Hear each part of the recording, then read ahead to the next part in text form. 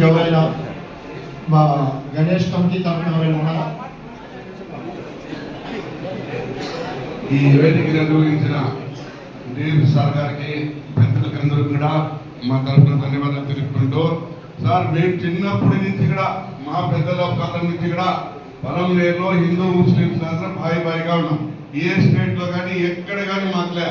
మేము చిన్న పిల్లోడు ఏమంటే ఈ రామనాథుడి పండుగ వచ్చి చూడండి, ఆ రోజు పెద్ద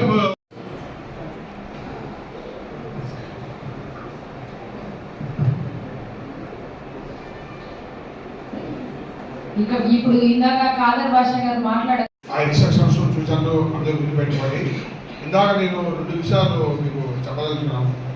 ఒకటి, ఊరేగింపు టైంలో మసీదు దగ్గర పోయేటప్పుడు ఆ ప్రేయర్ స్థలంలో సమయం పాటించండి. అక్కడ డబ్బులు హంగామా అవి వద్దు, వాళ్ళు పెట్టుకోండి. అట్లాగే డీజేలు, హెవీ డీజేలు వద్దు. యాక్చువల్గా ఒక స్లోగన్ వస్తుంది, డీజే వద్దు తీర్మానం వద్దు అని. తీర్మానం తెలుసు కదా, తప్పట్లు ఇవన్నీ ఉంటాయి కదా, సాంప్రదాయకంగా ఉంటాయి. డీజే బదులు తీర్మానం ఉపయోగించండి, మరింత హ్యాపీగా ఆడంబరంగా ఉంటుంది. డీజే సౌండ్స్లో మీరు ఏం చేస్తే మీకే తెలియదు.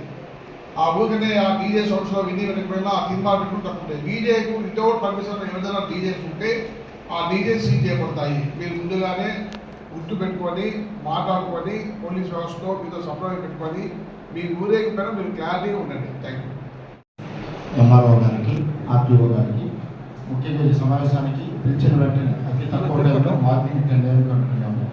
అప్పటికప్పుడు చెప్తానే, ఫోన్ ద్వారా చెప్తానే ప్రతి ఒక్కరు స్పందించి వచ్చిన ప్రతి ఒక్కరికి మా పలమనేరు పోలీస్ తరఫున ధన్యవాదాలు తెలియజేస్తున్నాం.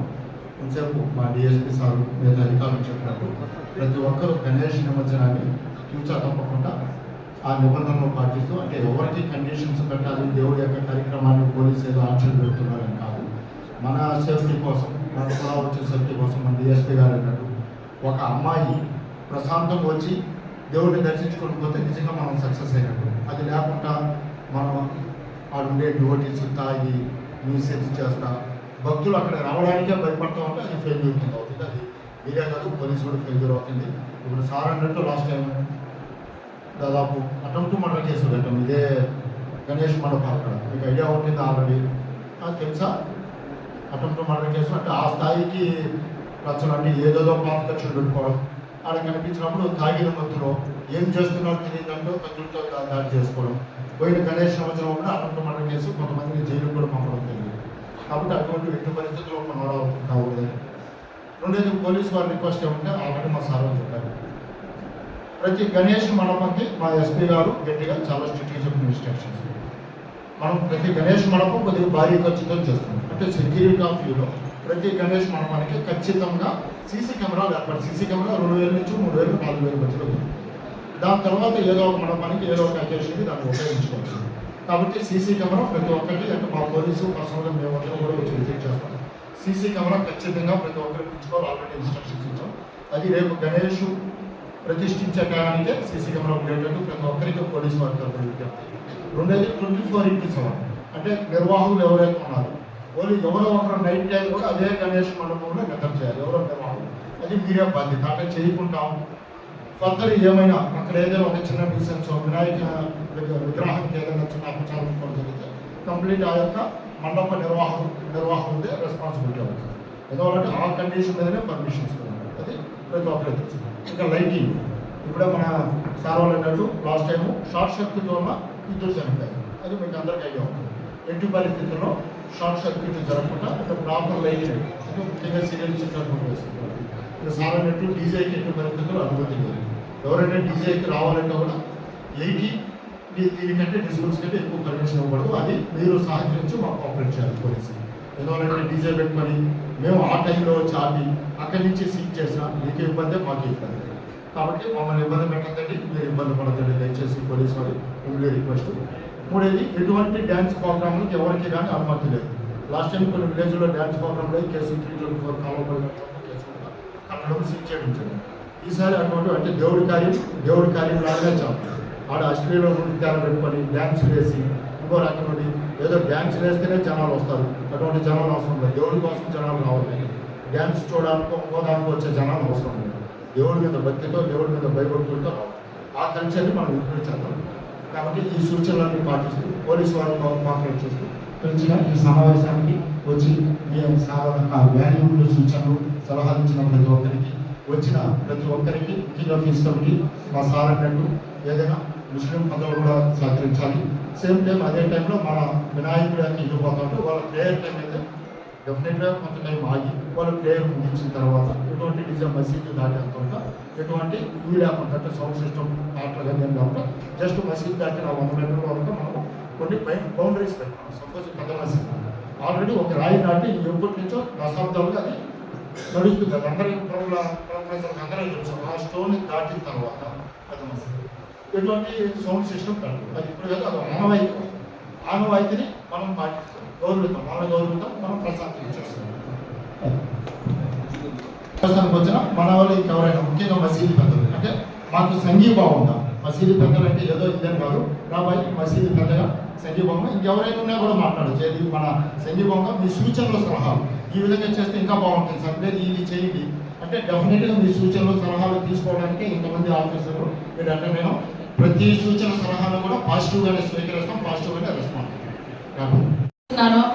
అలాగే ఇందాక మన డిఎస్పీ గారు మాట్లాడారు. ఈ పలంనేరులో వినాయక చవితి నిమజ్జనం సందర్భంగా మన వాళ్ళు సోదరులు కోరారు లైటింగ్స్ లేవని. తప్పకుండా ఆ లైటింగ్స్ మేము మున్సిపల్ కమిషనర్ గారితో మాట్లాడి వేయిస్తాము. అలాగే మన ఆర్డీఓ మేడం గారు కూడా ఈ వినాయక చవితి ఏ విధంగా జరుపుకోవాలి అన్న సూచనలు చేశారు. తప్పకుండా పాటించాలని కోరుతున్నాము. మన ఎంబీఏ సార్ గారు ఇందాక చెప్పారు కొంతమంది ట్రక్ అండ్ డ్రైవ్ చేసి వెహికల్స్ నడుపుతారని. ఎందుకంటే తాగిన సిచ్యువేషన్స్లో డ్రంక్ అండ్ డ్రైవ్ చేయడం వల్ల ఆ వెహికల్స్ కట్టిల్ అవుతుంది. కాబట్టి ఎవరైతే ఈ కమిటీ పెద్దలు ఉన్నారో వాళ్ళు చూసుకోవాలి. తాగిన వ్యక్తిని డ్రైవింగ్ చేయించడం కానీ లేదా వినాయకుడిపై ట్రాక్టర్ పైకి ఎక్కి వాళ్ళు వెళ్ళడం కానీ చేయకండి. ఖచ్చితంగా అలా చేయకుండా ఉంటారని కోరుకుంటున్నాను. అలాగే మన తహసీల్దార్ సార్ కూడా చాలా విషయాలు చెప్పారు వినాయక చవితి నిమజ్జనానికి సంబంధించి. మీరు చెప్పిన విషయాలన్నీ తూచా తప్పకుండా పాటిస్తారు సార్. ఎలాంటి ఇబ్బంది లేకుండా వినాయక చవితిని భక్తి శ్రద్ధలతో జరుపుకొని పూర్తి చేస్తారని కోరుకుంటున్నాను. Thank you sir. అడ్వాన్స్ శుభాకాంక్షలు. ముందుగా ఈరోజు పీస్ కమిటీకి సంబంధించినటువంటి అన్ని మతాలకు సంబంధించినటువంటి పెద్దలకు మరియు ఈ కార్యక్రమానికి ముఖ్య అతిథిగా వచ్చేసినటువంటి గౌరవ డిఎస్పీ సార్ గారికి, సిఐ గారికి, తహసీల్దార్ గారికి, అలాగే మన ఎంఏ గారికి, పత్రికా ప్రతినిధులకు అందరికీ కూడా నమస్కారం. ఈ పలంనేరు అనేది మీ అందరూ కూడా